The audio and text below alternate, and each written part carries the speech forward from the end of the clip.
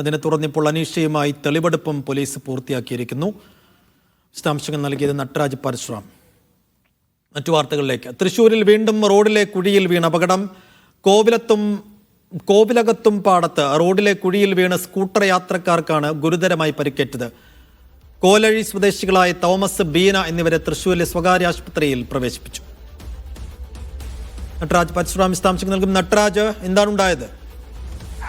സൈഫു, കഴിഞ്ഞ ദിവസം റോഡിലെ കുഴി വെട്ടിക്കാൻ ശ്രമിച്ച് വിഷ്ണുദത്ത് എന്ന യുവാവ് മരിച്ച സംഭവം, അതിനെ തുടർന്ന് തൃശൂർ കണ്ട മുൻപില്ലാത്ത വിധമുള്ള പ്രതിഷേധങ്ങളൊന്നും തന്നെ നമ്മുടെ ഓർമ്മയിൽ നിന്ന് വിട്ടുപോയിട്ടില്ല.